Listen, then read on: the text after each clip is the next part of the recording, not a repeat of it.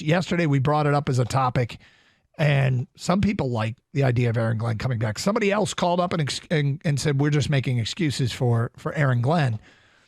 I think the defensive struggles were mostly centered around the personnel, and it's time to give Aaron Glenn. I mean, Aaron Glenn, can he walk into Brad Holmes' office and say, hey, look, yeah, great to be back, but listen, give me some players, dude. Give me some players. And if they've got a lot, they've got pieces here and there. You know, yesterday we talked about an elite position group and then really reliable. The elite position group's the O-line, and every position group on offense is one that feels good that you can build around. Defensively, there's not one position group that feels like, now that's an above average great group. They might have a budding star in Aiden Hutchinson. He seems to be trending the right direction. If you look at the best edge rushers in the league, would he be considered elite? I mean, it can be debated. He looks like he has all the makings of that, but there are probably in a list, I don't know, Aiden would be considered top 2 or 3 edge rushers, and then you're probably moving outside that elite group. So what do they have to work with defensively? Some pieces here and there. But they got to bring in some above average stuff to give Aaron Glenn some people to work with. I admit my flaws with Aaron Glenn. I think the guy talks a great game. I think he sounds like a leader. And I do think that sound is indicative. I think the people that play for him believe in him. And I don't think that's a small thing. It's not a small thing. I mean, that's the first major step and major hurdle you have to clear, because ultimately you're a salesman, and you got to. If you're the first thing you have to do is get your pitch out there that people buy into. So Aaron Glenn is back. Lions fans, how do you feel about it? 248-539-9797. Is anybody disappointed? Did anybody want to see them make a change? And for those that haven't, that are happy that he's back, I guess I'd like to hear your reasons why. I've admitted what my reasons are.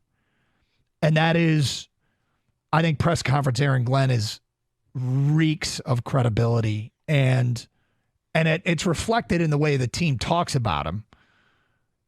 Gator, your biggest reason you want him back, is it the same thing or is it something else? Yeah, it's continuity. Yeah. And I think that's big. I think these players do play for him. I think he gets a ton out of a lot of these players that maybe you wouldn't expect to be NFL starters. I think the Lions have several players in their team that probably wouldn't start for other teams, and he gets a lot out of them. There's improvement that needs to happen, and ultimately, I think that he is a former defensive back. I think that's the area the team needs to improve the most. And when he kind of took ownership of that a couple of years ago, after they let Aubrey Pleasant go, they got better appreciably. You know, here's another year. They thought they made the right moves in the offseason. They got the guys in free agency. It backfired because they got hurt.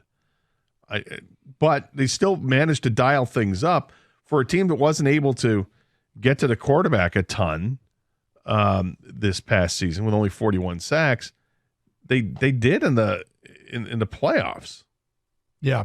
You know, they had 8 sacks in 3 games in the playoffs. That's pretty impressive for that group. 2 of those sacks, I mean, you get credit for them, but one was a Stafford fall down, another was, I think, a Stafford trip, and you just touched him. I don't care, because when you go through the grand scheme, if you're gonna, people will say, well, look at Tennessee, which is where they got the defensive line coach. They had 45 sacks this last year in the regular season. The Lions had 41. You're not going back and nitpicking each game. You're just looking at the total. But I think it's important, and it's like the Amani Awarie interceptions. The one year he had 6 interceptions, and you went back and looked at him and say, well, on 4 of those 6, he didn't do anything. The ball got tipped or thrown directly to him. But I think it's an important fact. But I can also look and say, Melifonwu should have had a sack and didn't.